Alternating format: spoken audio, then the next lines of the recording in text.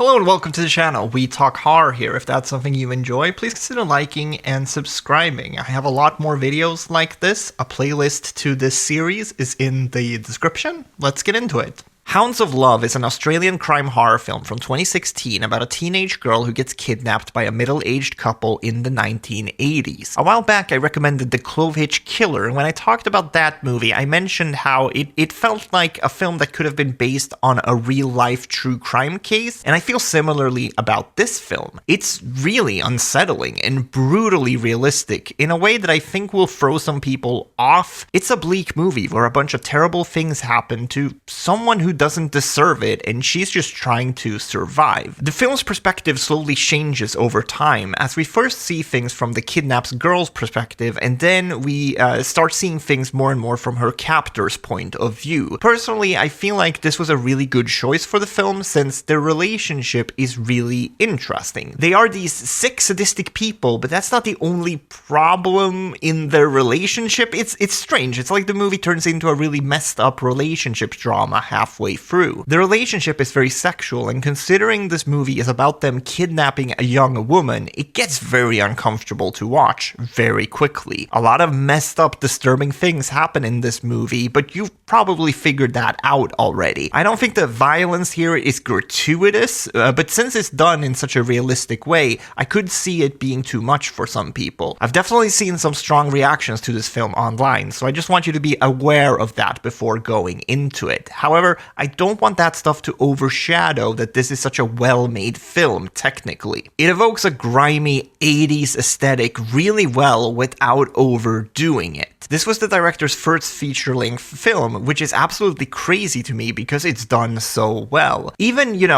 just getting some of these very raw performances out of these actors for a first feature is so impressive to me. Hounds of Love is a great, disturbing film.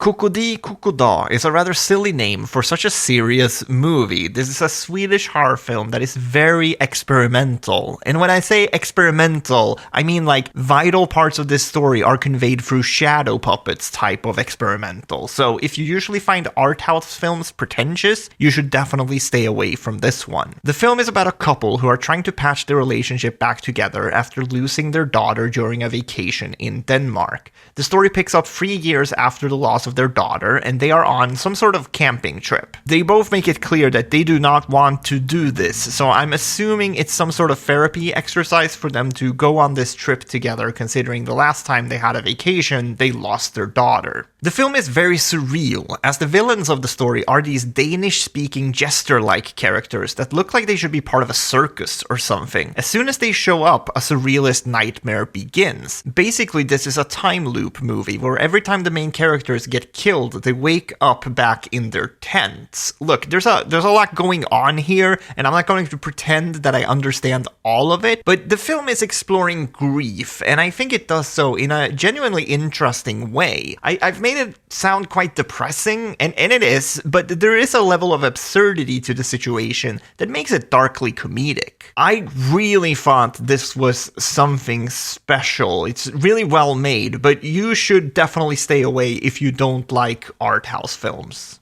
Saiko, the large family, was brought to my attention by YouTuber Rainbot, who recently made a 52-minute long video about the film. A link to her video is in the description, as I highly recommend watching it after you've seen the film. I will also link the full film, as it's available to watch for free on YouTube. The film presents itself as a mockumentary about a large family living in Japan, but there's something sinister going on beneath the surface. It's very much meant to look like an educational film, so it's filled with awkward transitions and ham-fisted voiceovers from the English-speaking presenter Veronica. The horror in this film is extremely subtle. There are no traditional scares in the film, and at no point does the film highlight any of the weird shit that is happening in the background. This is a movie where you have to sit with it for a bit after watching it. You have to piece it together like a puzzle. If that does not sound appealing to you, I would just suggest you watch Rainbot's video on it instead. I really enjoyed the very strange tone of this movie, and the intentionally awkward editing made it hilarious at times. The performances are also really good, with the father of the family being a huge standout to me. If you are looking for a traditional horror movie, this definitely isn't it. Some people might hate it because of that reason, but I think it's a very fun, original movie that challenges the viewer to think for themselves. Movies like this are the exact reason why doing these lists have been so fun for me. There are so many creative filmmakers all over the world doing really weird, interesting shit in the horror space, and the barrier for entry to watch these films is lower than ever. As I said, you can just watch this film for free on YouTube. Saloum is an action horror hybrid that follows a gang of mercenaries who take refuge in a small community near the Saloum Delta River in Senegal while smuggling a drug lord. At the start of the film, they have to emergency land their plane that they are traveling with, so their plan is to lay low in this community while figuring out their next move. They use fake names, get to know the locals, and help out with chores in the hotel that they are staying at. Pretty quickly, the people around them become suspicious, and the hotel they're staying at becomes this pressure cooker as the walls sort of close in around them a little bit. The movie has elements of supernatural horror as well, and they become more prevalent in the second half of the film. This felt like a horror movie disguised as a cool guy western. This group of mercenaries all have great chemistry, so I think even without the horror elements, I would have liked to spend time with them. The movie just also has a ton of style. The suspense in the first half is very Hitchcockian, and the way they combine that with these really slick action sequences is very unique, I think. It doesn't sound like it would work well together, but it really does. And then in the second half, that's when it leans into the supernatural horror, and it becomes this frantic scramble for survival. But it's not like it shifts and becomes a completely different movie. I think it all fits together rather nicely. I definitely do think you have to have some appreciation for westerns to enjoy this one, but I highly recommend it. Wyrmwood, Road of the Dead, describes itself as Mad Max means Dawn of the Dead, and I couldn't have put it better myself. It's a micro-budget production from Australia that shoots for the moon in terms of its scope, and mostly they pull it off. It's really impressive. Clearly, more people thought so, as a sequel was made and released a couple of years ago, and the director has another film coming out in just a couple of days called Sting. Wyrmwood is quite a peculiar film. I don't think the micro-budget charm is going to work on everyone, as some of the digital effects don't look great, but everything that was done practically shines. There is a fight scene near the end of this movie that I was especially impressed with, but the best parts of the movie to me are the characters. After we've gotten our introduction to the zombie apocalypse, we follow a group of survivors that are traveling across the outback, and their camaraderie is really fun to watch. There's a lot of wacky things in the world of Wyrmwood, and seeing the characters react to that led to some hilarious moments. There are some really big ideas and tonal shifts in this film, and I don't think they pull everything off flawlessly, but it's worth exploring this world if you're a fan of zombie movies. It constantly punches above its weight, and it's really inspiring to see. The movie has a lot of heart, and I think that's the most important thing for me when it comes to micro-budget films like these. As far as the sequel goes, Wyrmwood Apocalypse, I could take it or leave it. It's not terrible, but it seemed more like a retread than actually adding something new to the story. It's fine for what it is, but I definitely preferred the first film. Late Faces is an independent werewolf film from 2014 that really connected with me. It's set in a gated community for senior citizens, with the main character being a blind veteran who moves there in the beginning of the film. He takes it upon himself to hunt down the werewolf that is terrorizing the community. It's a really fun, engaging werewolf mystery, but it's also about a wounded veteran finding purpose in life again. This is another film that I think has a lot of heart. I love how the filmmakers paid attention to all the right details when making a film like this. It shows that they really understood what it takes to make a great werewolf film. There's a transformation scene that's really well done, and all of the action is super well shot. There's a lot of small roles and cameos from veteran horror actors, which is really fun as well. The story here is rather tragic in a lot of aspects, which I think is key to making a good werewolf story work. The main character has a family who cares about him, but he still feels like he needs to go out on this mission for his life to have purpose. I think it's a very sympathetic portrayal of the mental health struggles that the main character is going through as a veteran of the military. I guess what I'm saying here is that there's a lot more to this movie than just a fun werewolf mystery. Humans are pretty much universally afraid of getting older, like our self-worth is tied to our bodies. Whether that be because of our looks or our physical capabilities, I think it depends on the person. But horror seems to be the one genre that actually lets older people be the protagonists every once in a while, and I've always really liked that. Late Phases is wonderful in a lot of ways. I highly recommend it. I think it's one of the best modern werewolf films. Downrange is directed by Reich Kitamura, who is a filmmaker I am endlessly fascinated by. His filmography is bonkers, but this is probably his most straightforward film. In fact, comparing this to something like The Midnight Meat Train or his most recent film, The Price We Pay, it feels almost impossible to do. Downrange is the only film I've seen of his that isn't batshit crazy, and I think that's actually a good thing in this case. It's still crazy, by the way. It's just not batshit crazy. The film is about a group of friends who get stranded on the side of the road after their tire blows out. They don't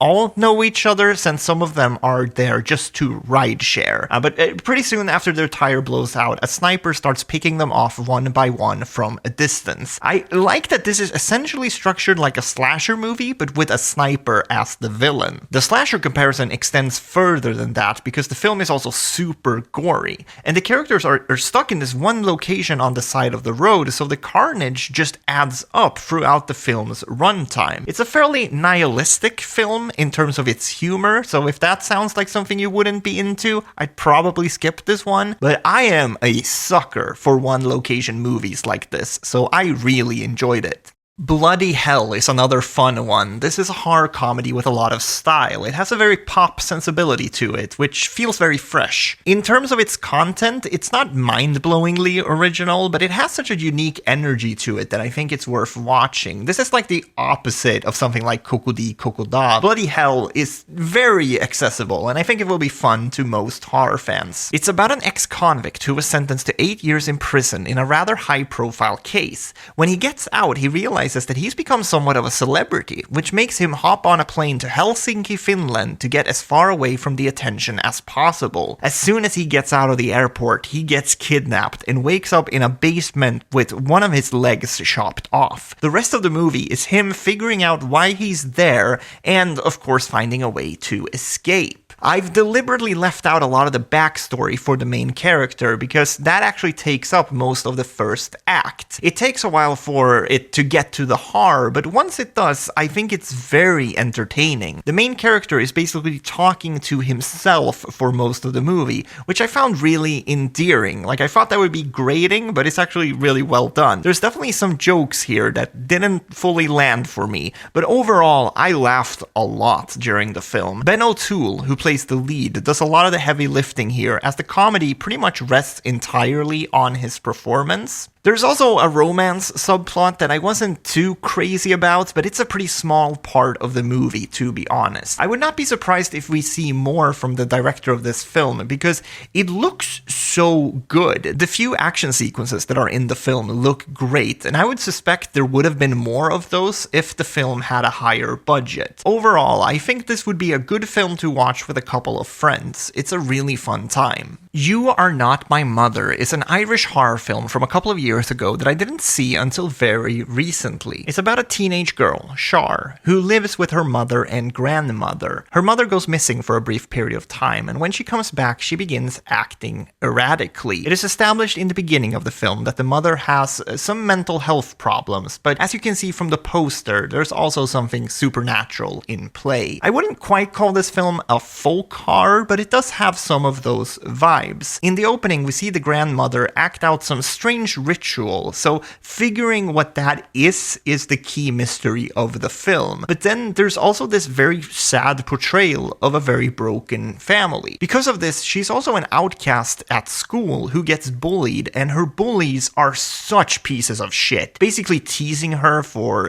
having a bad situation at home. Like, I hated these bullies so much. All of these elements come full circle in the third act, and that's where the film actually gets pretty scary. Up until that point, it's a pretty slow burn, but then there are some very creepy scenes towards the end of the movie. So basically, I think this is a good family drama, a good coming-of-age story, and a really solid horror movie. I also really connected with the film's message about family and perseverance through dark times. Sometimes you're just dealt a really bad hand in life, and you have to make the best out of the situation, otherwise it will eat you up inside and kill you. That's ultimately what I think this movie is about, but we might have to move on, because if I elaborate on this, I will spoil the film. We are ending today with Puppet Master The Littlest, Reich, a movie that is just as ridiculous as its title. I've been making my way through this entire franchise, so I feel like I have some authority to say that this is the only modern Puppet Master film worth watching. It's also a spin-off of the series set in its own timeline, so you don't have to see any of the other films to enjoy this one. Just to be clear, this is a very goofy, ridiculously violent, and over-the-top horror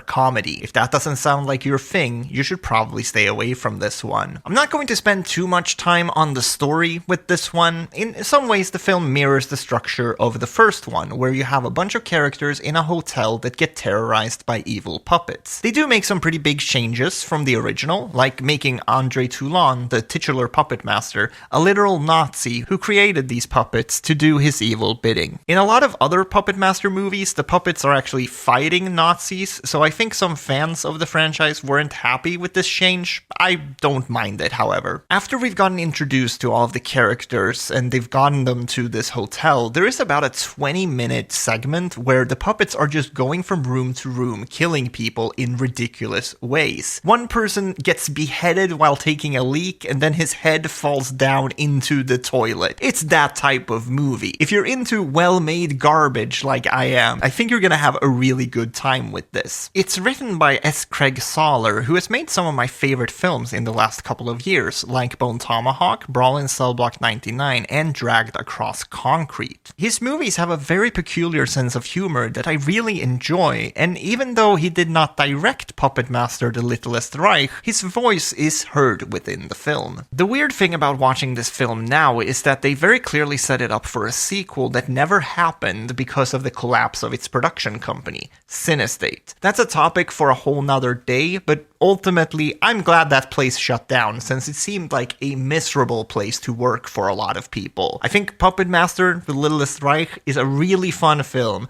made by a lot of talented people, but I also think Cinestate dug their own grave with its poor leadership, as they were unable to protect their employees. If you want more information about this, I just suggest you Google it, to be honest. Before I go today, I just want to say thank you so much for watching. Please leave movie suggestions down in the comments if you think there's something I should include on these lists in the future. And if this was your first video on my channel, please check out the playlist. I have a bunch of other movie recommendations. I'm also on TikTok, which there's a link to that in the description. I'm talking about every episode of Tales from the Dark Side on there. Probably going to do a YouTube video as well on that once I've actually made it through the first season. And I think that's it for today. Thank you guys for watching, and I'll see you guys next time.